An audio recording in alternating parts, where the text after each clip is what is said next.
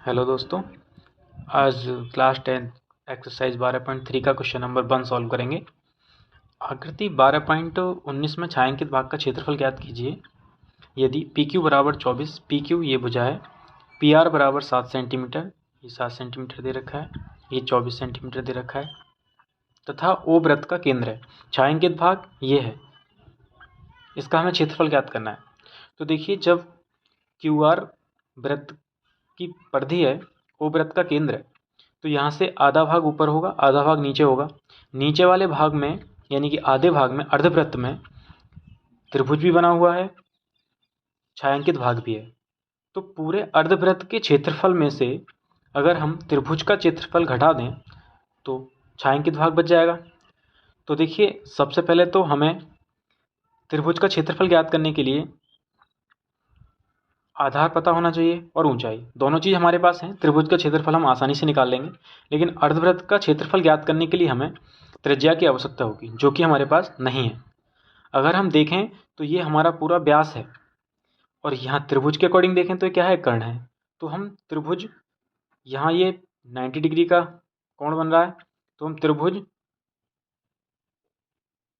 P R Q में यदि देखें तो यहाँ पाइथागोरस प्रमेय लगा करके हम क्यू आर का मान ज्ञात कर लेंगे, पाइथागोरस प्रमेय से।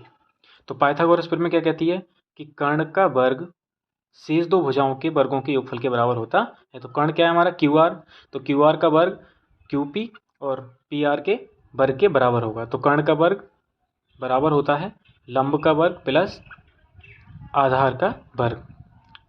लंब है हमारे पास 24 सेंटीमीटर, तो 24 का वर्ग, आधार है 7, तो 7 का वर्ग, और कर्ण है हमारे पास क्यू आर, जो कि हमें निकालना है। तो देखिए दोस्तों, आपको 30 तक वर्ग याद होनी चाहिए। 24 का वर्ग होता है 576, 7 का वर्ग होता है 49। जब इन दोनों को आप जोड़ोगे तो हो जाएगा 625। हमें तो क्यू आर का मान चाहिए, तो यहाँ से जब हम वर्ग हटाएंगे तो यहाँ अंडर रूट लग जाएगा, और जब 625 के हम वर्गमूल निकालेंगे तो इसको जब फैक्टर करेंगे, 5 दूनी 10, 5 पंजे 25, 5 पंजे 25, 5 इसके जोड़े बनाते हैं, तो इसके कितने जोड़े बने, 2, तो 5 गुणा 5, तो क्यू आर बराबर हमारा आ जाएगा 25। अगर 25 के वर्ग की बात करें तो 625, और 625 के वर्गमूल की बात करें तो 25। दोस्तों, ये तो हमारा क्यू आर पूरा व्यास आया, लेकिन हमें तो चाहिए त्रिज्या। तो त्रिज्या बराबर क्या होता है, त्रिज्या आर बराबर व्यास बटे 2। तो व्यास कितना है हमारा, 25 बटे 2, ये आ गई हमारे पास त्रिज्या। तो देखिए, सबसे पहले हम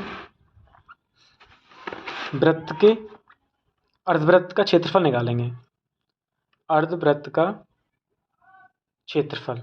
तो अर्धवृत्त का क्षेत्रफल निकालने के लिए हमें देखिए, पूरे वृत्त का क्षेत्रफल होता है पाई आर स्क्वायर, अर्धवृत्त का 2 से डिवाइड कर दो, आधा क्षेत्रफल आ जाएगा।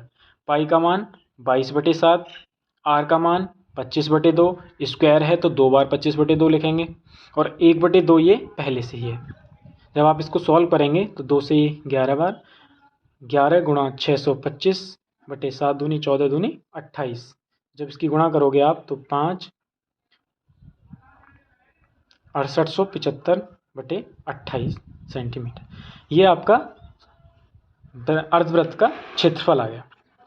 अब इसके बाद हमें चाहिए त्रिभुज का क्षेत्रफल, क्योंकि अर्धवृत्त का क्षेत्रफल में से जब आप त्रिभुज के क्षेत्रफल को घटाओगे तभी आपके पास क्या निकलेगा, छायांकित भाग का क्षेत्रफल निकलेगा। तो त्रिभुज का क्षेत्रफल होता है 1/2 आधार गुणा ऊंचाई।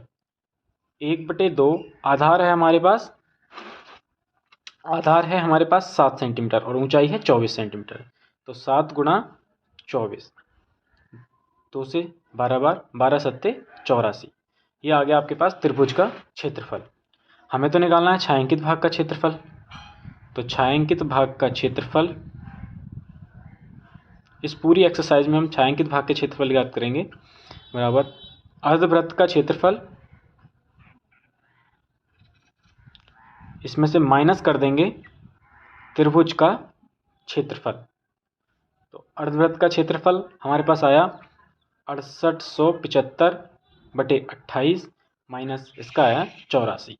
जब आप इसमें से एलसीएम लेंगे 28 को तो ये आ जाएगा 6875, 28 की इधर गुणा हो जाएगी, 28 की जब 84 के साथ गुणा करेंगे तो ये आएगा 2352।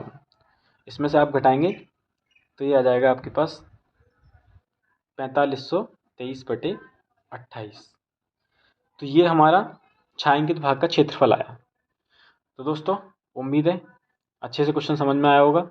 ऐसे ही अगर किसी भी क्वेश्चन में कोई समस्या है तो आप क्वेश्चन कमेंट करके बताइए, मैं उस क्वेश्चन को सॉल्व करके स्पेशली एक क्वेश्चन की वीडियो आपको प्रोवाइड करूँगा। Thanks for watching.